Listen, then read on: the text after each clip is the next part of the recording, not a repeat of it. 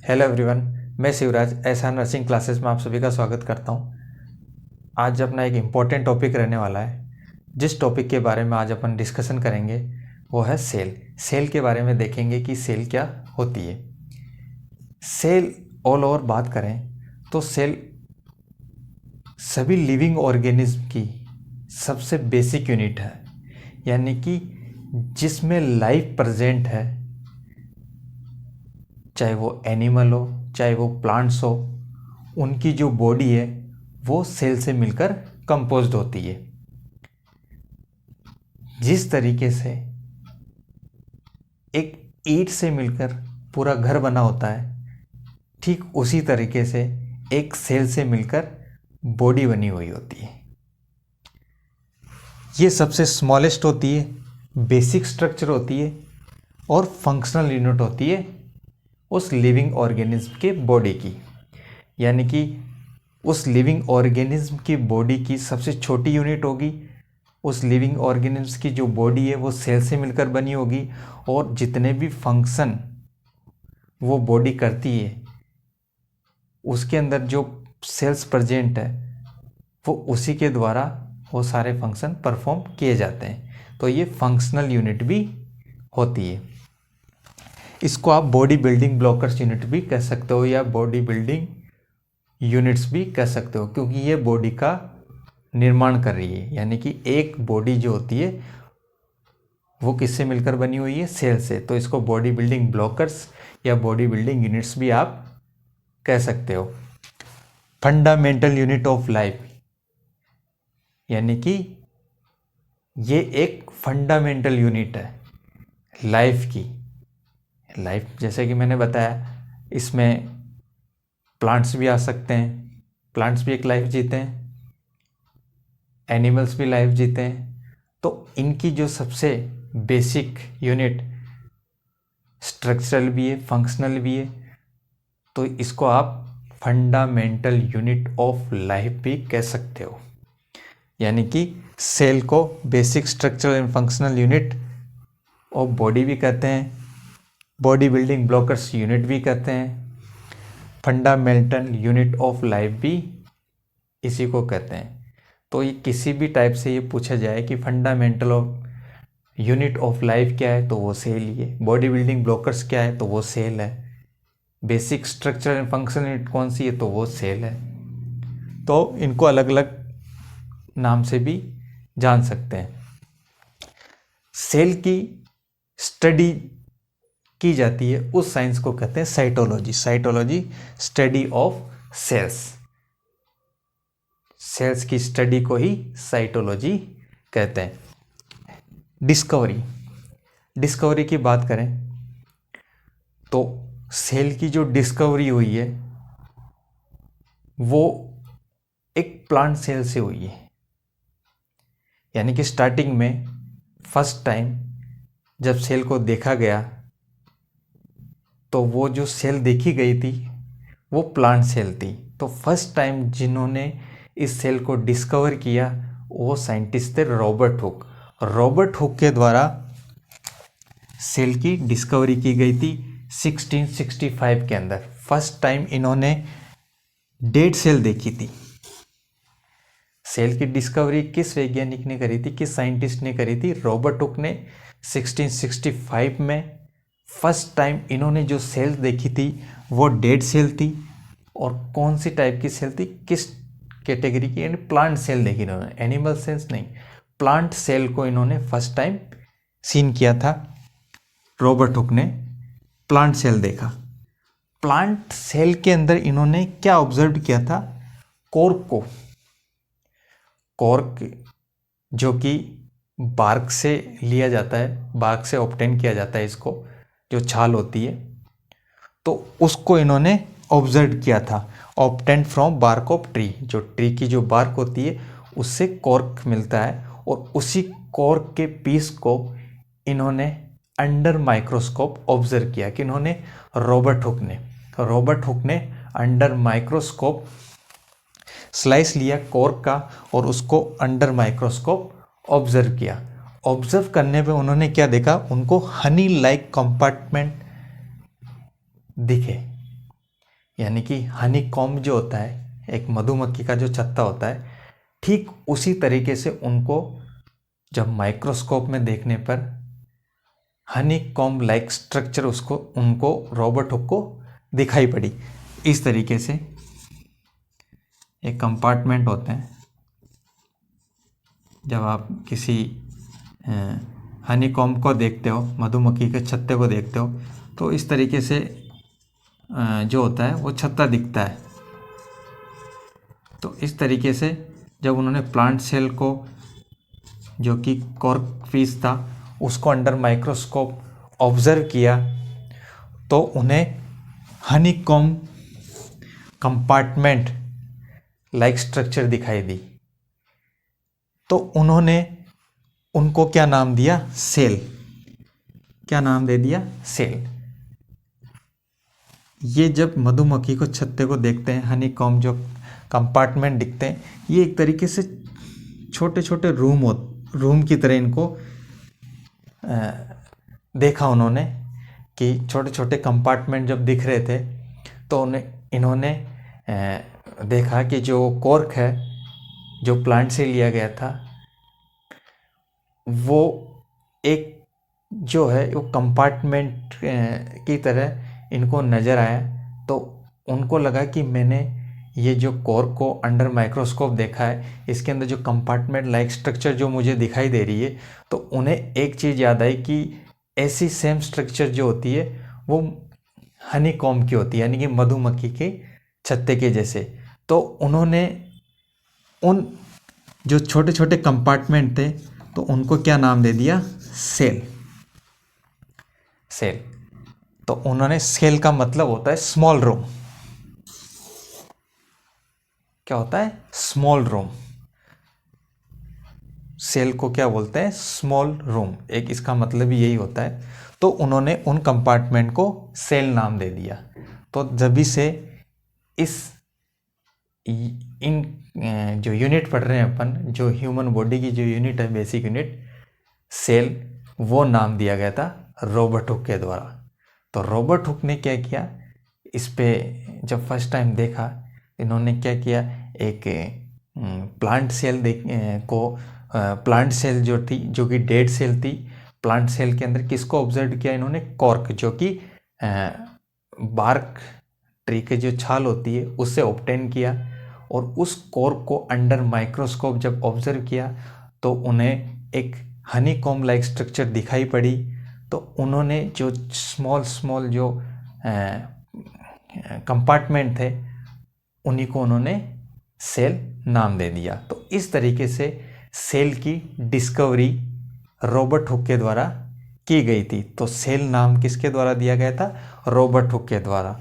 तो Robert hook को ही father of cell कहा जाता है, फादर ऑफ साइटोलॉजी। इन्होंने ही सेल के ऊपर स्टडी करी। तो फादर ऑफ जो साइटोलॉजी है, वो भी रॉबर्ट हुक को बोला जाता है। जब इस पूरी स्टडी जो इन्होंने सेल के बारे में करी, उन्होंने इसके बारे में एक डिस्क्रिप्शन लिखा था। तो जिस बुक के अंदर इन्होंने सेल की स्टडी के बारे में जो डिस्क्रिप्शन लिखा, उस बुक का नाम था माइक्रोग्राफिया। तो माइक्रोग्राफिया बुक जो थी, वो लिखी गई थी रॉबर्ट हुक के द्वारा, जिसके अंदर सेल डिस्क्रिप्शन के बारे में बताया गया था। तो इस तरीके से सेल की डिस्कवरी हुई थी। तो सेल डिस्कवर जो करने वाले थे साइंटिस्ट, वो थे रॉबर्ट हुक। तो रॉबर्ट हुक के द्वारा सेल की डिस्कवरी की गई थी। ये देखिए, इम्पोर्टेंट है। फिर नेक्स्ट देखेंगे,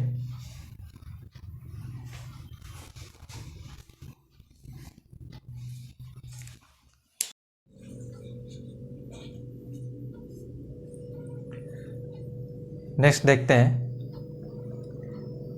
अभी तक अपन ने इससे पहले जो देखा है कि सेल क्या है, सेल की थ्योरी क्या थी, सेल की डिस्कवरी क्या थी। उसके बाद में एक साइंटिस्ट और आए, जिनका नाम था एंटोनी वॉन ल्यूवेनहॉक। इन्होंने लिविंग सेल को डिस्कवर किया। इससे पहले रॉबर्ट हुक थे, जिन्होंने डेड सेल को डिस्कवर किया था, और उसके जस्ट बाद में आए वो थे Antony van Leeuwenhoek. Antony van Leeuwenhoek जो साइंटिस्ट थे, इन्होंने 1674 में लिविंग सेल को डिस्कवर किया। यानी कि लिविंग सेल, इन्होंने फर्स्ट टाइम जो लिविंग सेल देखी, वो जो देखने वाले थे वो थे Antony van Leeuwenhoek. Antony van Leeuwenhoek एक माइक्रोस्कोपिस्ट है, इनको माइक्रोस्कोपिस्ट नाम से भी जाना जाता है। इन्होंने मॉडर्न माइक्रोस्कोप की भी खोज करी थी, यानी कि इन्होंने मॉडर्न माइक्रोस्कोप को भी डिस्कवर किया था, जिसकी सहायता से इन्होंने जो सेल थी वो फर्स्ट टाइम देखी थी, लिविंग सेल। इन्हीं को फादर ऑफ माइक्रोबायोलॉजी भी बोलते हैं। यानी कि फादर ऑफ माइक्रोबायोलॉजी भी कौन है? Antony van Leeuwenhoek. Antony van Leeuwenhoek ने जो सेल देखी, इन्होंने सेल के बारे में जो भी स्टडी की, उसका जो डिस्क्रिप्शन दिया, जैसे रॉबर्ट हुक ने जिस सेल के बारे में स्टडी करी थी, उन्होंने जो डिस्क्रिप्शन दिया था, उनके द्वारा भी एक बुक लिखी गई थी, माइक्रोग्राफिया। ठीक उसी तरीके से जो एंटोनी वॉन ल्यूवेनहॉक थे, इन्होंने भी एक बुक लिखी, जिसके अंदर इन्होंने जो स्टडी की वो उस बुक के अंदर लिखा। उस बुक का जो नाम है वो है द सीक्रेट ऑफ नेचर। ये इनके द्वारा लिखी गई बुक थी, the secret of nature, Antony van Leeuwenhoek के द्वारा जो लिखी गई। उसके बाद में अगर आपको एग्ज़ाम में या कहीं आता है, पूछा जाता है कि father of dead cell, father of cell, father of living cell, तो आपको ध्यान रखना है, फादर ऑफ सेल अगर पूछा जाए तो father of cell Robert Hooke, और फादर ऑफ लिविंग सेल पूछ लिया जाए तो father of living cell Antonie van Leeuwenhoek, और फादर ऑफ डेड सेल पूछ लिया जाता है तो रॉबर्ट हुक। तो ऑल ओवर फर्स्ट टाइम जो डिस्कवर करने वाले थे, इन तीनों में डिफरेंस है। डेड सेल, लिविंग सेल आप पर्टिकुलर बोल सकते हो, जिन्होंने अलग अलग देखा, रॉबर्ट हुक ने और एंटोनी वॉन ल्यूवेनहॉक ने। लेकिन ऑल ओवर कुछ नहीं पूछे, फादर ऑफ सेल पूछा जाता, तो जिन्होंने फर्स्ट टाइम इसको सीन किया था वही फादर ऑफ सेल होंगे, यानी कि रॉबर्ट हुक।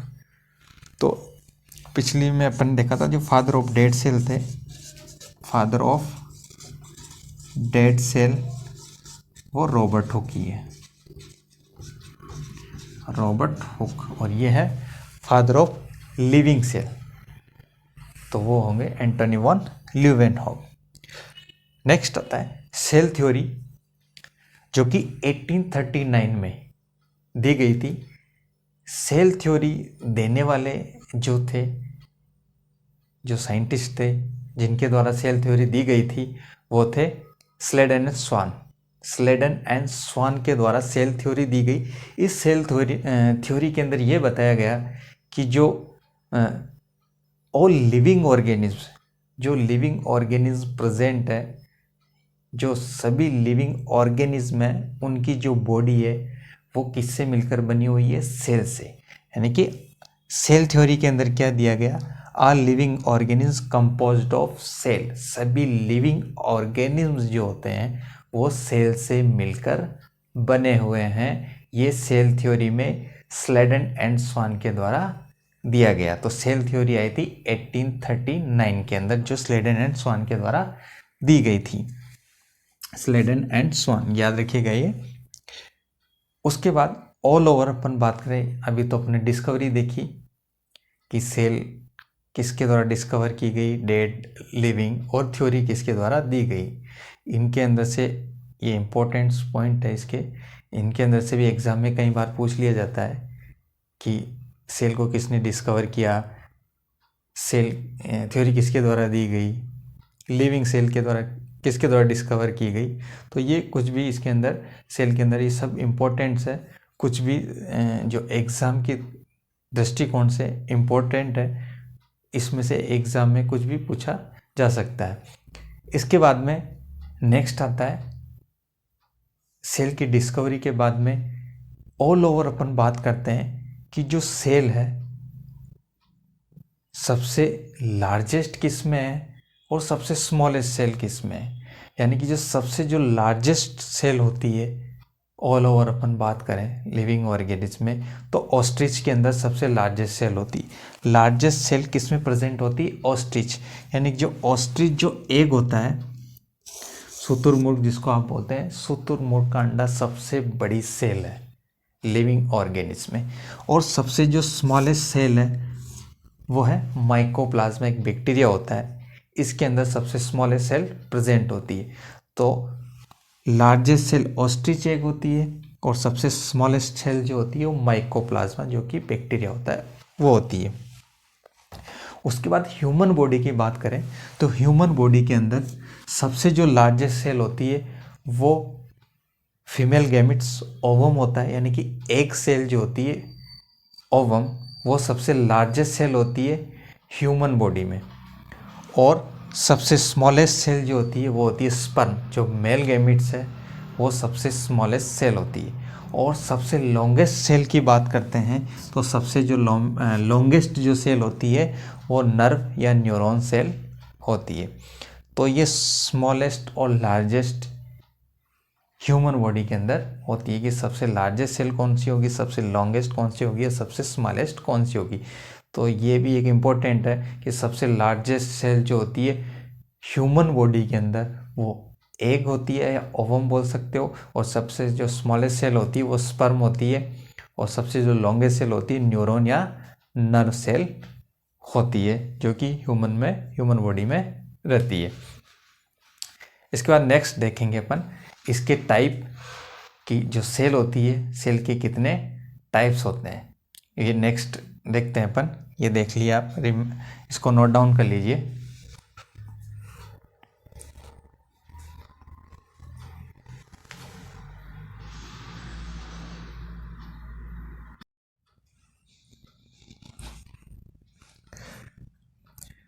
नेक्स्ट देखते हैं सेल डिस्कवरी देखिए अपन ने।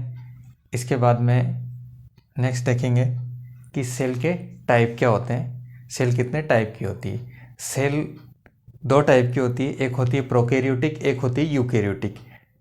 प्रोकैरियोटिक सेल के कैरेक्टरिस्टिक इधर लिखे हैं मैंने, और यूकैरियोटिक सेल की कैरेक्टरिस्टिक इधर लिखे हैं कि प्रोकैरियोटिक सेल में क्या होता है और यूकैरियोटिक सेल के अंदर क्या होता है।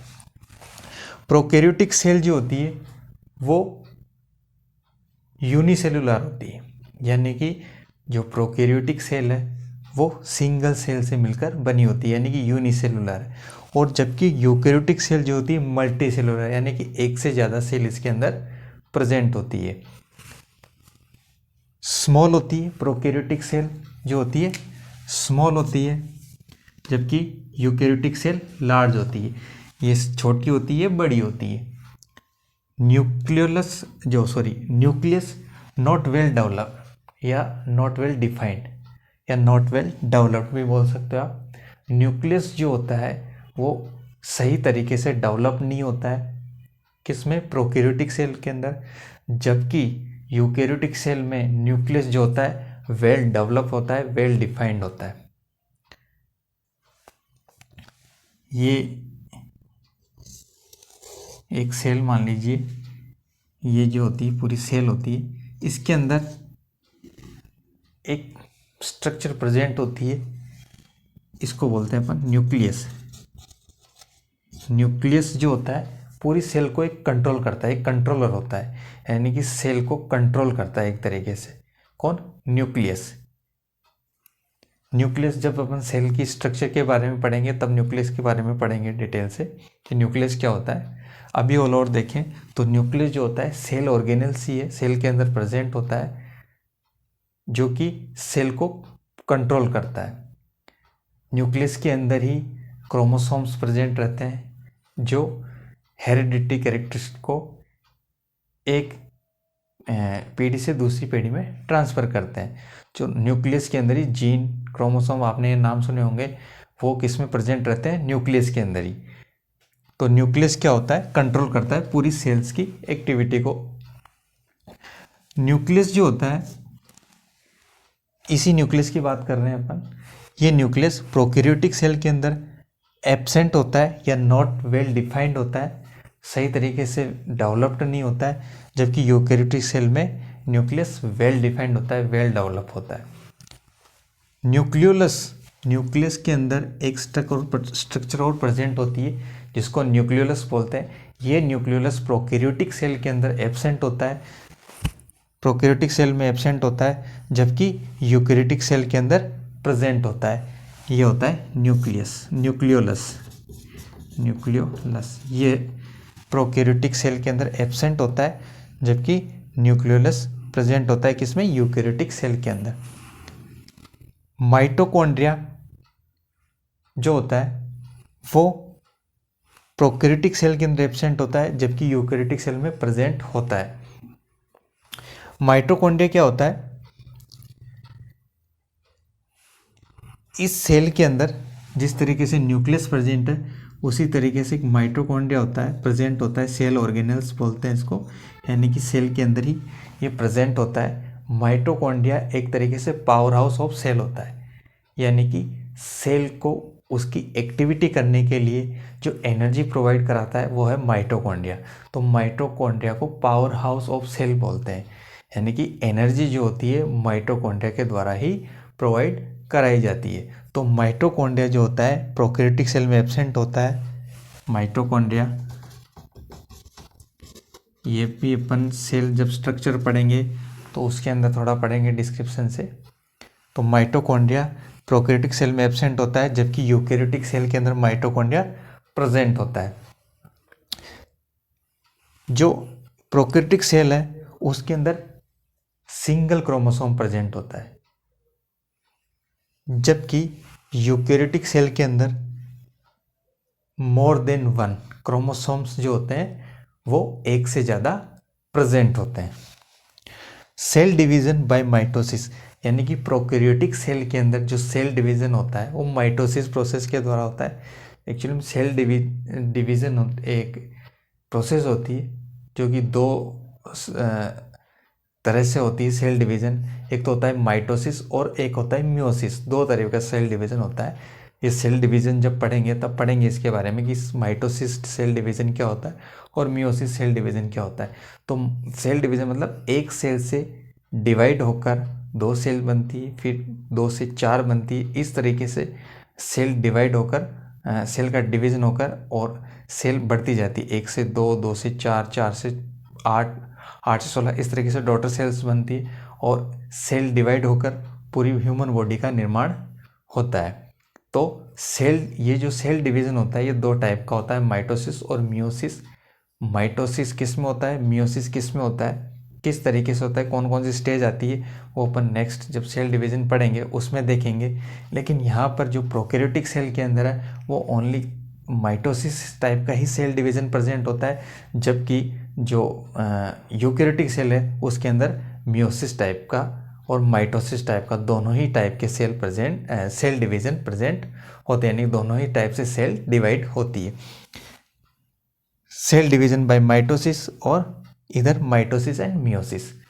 प्रोकैरियोटिक सेल कौन सी सेल है, ये कैरेक्टरिस्टिक बताइए किस टाइप की या किस टाइप की सेल है, ये किस में प्रेजेंट होती है। उसके एग्जाम्पल है बैक्टीरिया, ब्लू ग्रीन एल्गे, नीलहरी शैवाल, इनके अंदर प्रोकैरियोटिक सेल प्रेजेंट होती है। जबकि यूकेरियोटिक सेल किस में प्रेजेंट होती है, एनिमल्स, प्लांट, फंजाई, यानी कि ये इसके एग्जाम्पल है, ये इसके एग्जाम्पल है, एनिमल, प्लांट और फंगाई। अगर अपन बात करें तो ह्यूमन बॉडी के अंदर कौन सी सेल है, तो किस टाइप की सेल है, यूकेरियोटिक। और प्लांट के अंदर किस टाइप की सेल है, यूकेरियोटिक। तो यूकेरियोटिक सेल प्रेजेंट होती है एनिमल, प्लांट सेल, फंजाई के अंदर, जबकि प्रोकैरियोटिक सेल प्रेजेंट होती है बैक्टीरिया, ब्लू ग्रीन एल्गी के अंदर। इनके अंदर प्रोकैरियोटिक सेल प्रेजेंट होती है। तो ये सेल के टाइप्स थे, दो टाइप की होती है, prokaryotic cell and eukaryotic cell. ये देखिए, ये सेल टाइप के अंदर इंपॉर्टेंट है, इनकी कैरेक्टरिस्टिक आपको रिमेंबर होनी चाहिए अच्छी तरीके से। देखिए,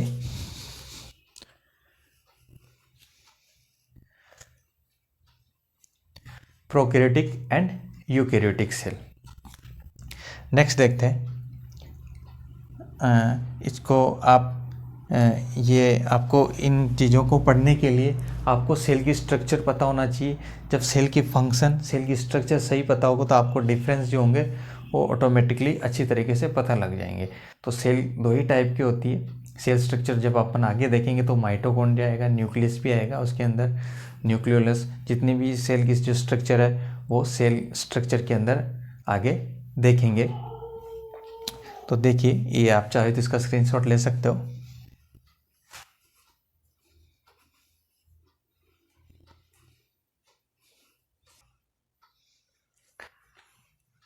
नेक्स्ट देखते हैं, जिस तरीके से एक ईंट से मिलकर घर बनता है, ठीक उसी तरीके से एक टिश्यू से एक सेल से मिलकर पूरी ह्यूमन बॉडी का निर्माण होता है, पूरी ह्यूमन बॉडी कंपोज्ड होती है।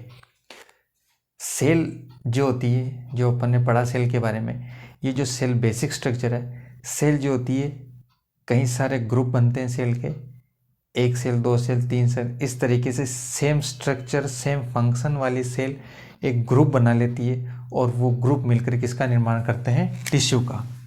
यानी कि सेल मिलकर टिश्यू का फॉर्मेशन करती है। समान स्ट्रक्चर समान फंक्शन वाली जो सेल होती है ग्रुप में मिलकर टिश्यू का फॉर्मेशन करती है, और टिश्यू मिलकर ऑर्गन का फॉर्मेशन करते हैं, यानी कि ऑर्गन का निर्माण करते हैं, ऑर्गन बनाते हैं। और ऑर्गन मिलकर एक सिस्टम बना लेते हैं, और सारे सिस्टम मिलकर, जब सारे सिस्टम मिल जाते हैं तो ह्यूमन बॉडी का निर्माण हो जाता है, यानी कि ह्यूमन की पूरी बॉडी बन जाती है। सेल टिश्यू बनाएंगे, टिश्यू ऑर्गन बनाएंगे, ऑर्गन अपनी बॉडी में कई सारे ऑर्गन हैं, लीवर है, स्टोमक है, पेंक्रियाज है, इसोफेगस है, फेरिंग्स है, लेरिंग्स है, ब्रेन है, तो हार्ट है। जैसे लीवर ले लो, ये एक ऑर्गन हो गया, इस तरीके से ये लीवर जो बना होता है, ठीक है। स्टोमक ले लो, जिसमें आप खाना खाते हो, यहाँ डाइजेशन होता है खाने का, ठीक है। यहाँ कुछ डाइजेशन यहाँ होता है, कुछ आगे जाके स्मॉल इंटेस्टाइन में होता है। तो ये क्या हो गए, ऑर्गन। स्टोमक, स्टोमक, तो टिश्यू मिलकर क्या बनाते हैं, ऑर्गन। यानी कि जब ये ऑर्गन है, चाहे लीवर हो, स्टोमक हो, जब इनकी लेयर को इंसाइज करके देखा जाता है तो ये लेयर जो उनकी होती है वो टिश्यू से मिलकर ही कंपोज्ड होती है, यानी कि टिश्यू मिलकर ही ऑर्गन बनाते हैं। ऑर्गन मिलकर एक सिस्टम बना लेते हैं। सिस्टम, बॉडी के अंदर कई सारे सिस्टम है, जैसे रेस्पिरेटरी सिस्टम, जिसके द्वारा अपन रेस्पिरेशन लेते हैं, यानी कि इंस्पायर करते हैं, एक्सपायरेशन करते हैं, सांस लेते हैं, सांस छोड़ते हैं। तो रेस्पिरेटरी सिस्टम, जिसमें जो इंक्लूड होते हैं जो ऑर्गन्स, जैसे नोज हो गया, फेरिंग्स हो गया, लेरिंग्स हो गया, ट्रेकिया हो गया, लंग्स हो गए। तो ये सारे ऑर्गन मिलकर क्या बना रहे, एक सिस्टम बना लिया इन्होंने, जिसको अपन ने नाम दे दिया रेस्पिरेटरी सिस्टम। ऐसे ही डाइजेस्टिव सिस्टम हो गया, जिसमें माउथ आ जाता है, फेरिंग्स आता है, फिर उसके बाद इसोफेगस आता है, उसके बाद स्टोमक आता है, उसके बाद में स्मॉल इंटेस्टाइन आती है, फिर रेक्टम आता है, एनस आता है। तो ये सारे ऑर्गन, उसके बाद एसेसरी जो होते हैं जिसे डाइजेशन में हेल्प करते हैं, पेंक्रियाज हो गया, लीवर हो गया, तो ये सारे मिलकर एक सिस्टम बना लेते हैं। इनका एक ही फंक्शन हो जाता है, डाइजेशन करना। ठीक उसी तरीके से जो रेस्पिरेशन में जो ऑर्गन हेल्प कर रहे थे रेस्पिरेटरी सिस्टम के अंदर, रेस्पिरेशन, इंस्पायरेशन करवाना, एक्सपायरेशन करवाना, ठीक उसी तरीके से डाइजेस्टिव सिस्टम बन गया एक तरीके से, जिसमें डाइजेशन का काम हो रहा है। तो डाइजेस्टिव सिस्टम, तो ये जितने भी मैंने ऑर्गन नाम लिए, इन्होंने एक सिस्टम बनाया, डाइजेस्टिव सिस्टम, जो कि खाने को, जो फूड डाइजेस्ट करते हो, फूड खाना खाते हो, उसको डाइजेस्ट कराने में हेल्प करता है। ठीक उसी तरीके से यूरिनरी सिस्टम हो जाता है जिसमें यूरिन का निर्माण होता है, यानी कि यूरिन का फॉर्मेशन होता है। किडनी यूरिन फॉर्मेशन करती है, उसके बाद वो यूरिनरी ट्रैक के थ्रू होता हुआ यूरिनरी ब्लैडर में चला जाता है, वहाँ फिल रहता है और फिर वो यूरेथ्रा के थ्रू बाहर एक्सक्रीट कर दिया जाता है। तो उसमें किडनी हो गई, ये ब्लैडर हो गया, यूरेथ्रा हो गया। तो ये सब क्या हुआ है, ये जितने भी ऑर्गन हैं इन्होंने क्या काम किया, यूरिन का फॉर्मेशन किया किडनी ने, और फ्लो होता हुआ वो कहाँ पे आ गया, ये ब्लैडर में आ गया, वहाँ से फिल हो गया, ब्लैडर में फिल हो गया और ब्लैडर में फिर यूरेथ्रा के थ्रू बाहर एक्सक्रीट इसको करवा दिया गया। तो ये कौन सा सिस्टम का, यूरिनरी सिस्टम। तो सभी ऑर्गन ने मिलकर ये सिस्टम बनाया, कौन सा, यूरिनरी सिस्टम। तो इस तरीके से बॉडी के अंदर कई सारे सिस्टम है, यूरिनरी सिस्टम है, नर्वस सिस्टम है, एंडोक्राइन सिस्टम है, हार्मोनल जिसको बोलते हैं। तो ये सब सिस्टम बन गए किससे, ऑर्गन से, जिनका पर्टिकुलर एक फंक्शन हो जाता है। और ये सारे सिस्टम मिलकर क्या बना लेते हैं, पूरी ह्यूमन बॉडी का निर्माण करते हैं। यानी कि एक ह्यूमन बॉडी के अंदर ही तो होते हैं सारे, respiratory system, digestion system, urinary system, endocrine system, nervous system, cardiovascular system. तो ये सारे सिस्टम मिलकर क्या कर दिया इन्होंने, ह्यूमन बॉडी का निर्माण कर दिया। जैसे ठीक एक ईंट होती है, जैसे इसका एग्जांपल इस तरीके से समझ लो आप, जैसे एक ब्रिक होती है, ईंट होती है, वो मिलकर क्या बनाती है, वॉल बनाती है। बहुत सारी ईंटें, एक ईंट, फिर दूसरी ईंट, फिर तीसरी ईंट, इस तरीके से वॉल बन जाती है। और एक वॉल मिलकर क्या बनाती है, रूम बनाती है। दीवारें क्या बना देगी, कमरा बना देगी। और एक कमरा मिलकर क्या बना देंगे, पूरा घर बना देंगे। 2 बनेंगे, 3 बनेंगे, उस तरीके से पूरा घर का निर्माण हो जाएगा। ठीक इसी तरीके से सेल से टिश्यू, टिश्यू से ऑर्गन, ऑर्गन से सिस्टम, सिस्टम से बॉडी का निर्माण होता है। सेल की जो स्टडी की जाती है उसको अपन साइटोलॉजी बोलते हैं, और टिश्यू की जब स्टडी की जाती है तो उसको बोलते हैं हिस्टोलॉजी। ये चीज़ ध्यान रखना, cytology study of cell and histology study of tissue. तो ये देख लीजिए, ये आपको पता होना चाहिए कि सबसे बेसिक यूनिट क्या होगी, सेल। यही पढ़ रहे हैं अपन, यानी कि बॉडी की सबसे बेसिक यूनिट सेल ही है, क्योंकि बॉडी किससे मिलकर बनी है, सेल से। तो ये नोट डाउन कर लीजिए आप। ये अपन ने अब तक पढ़ा सेल के बारे में, सेल की डिस्कवरी के बारे में, सेल के टाइप्स के बारे में। अब नेक्स्ट जो पढ़ेंगे वो रहेगा कि सेल की स्ट्रक्चर कैसी होती है, कि सेल की स्ट्रक्चर के बारे में अपन देखेंगे कि सेल के अंदर जो स्ट्रक्चर होती है, या सेल के अंदर क्या प्रेजेंट होता है, क्या सेल की स्ट्रक्चर होती है और उनके क्या फंक्शन होते हैं, वो नेक्स्ट क्लास में या नेक्स्ट आगे की जो क्लास होगी उसके अंदर अपन इसके बारे में डिस्कशन करेंगे। आज के लिए इतना ही था। ये जितना भी आपको मैंने बताया, जितने भी मैंने पॉइंट्स लिखा है इसके बारे में, वो रिमेंबर कीजिएगा, इम्पोर्टेंट है, एग्ज़ाम के अंदर पूछे जा सकते हैं पॉइंट, जो कि बेसिक चीज़ें सेल, वो अपने को उन चीज़ों के बारे में पता होना ज़रूरी है। Okay, thank you.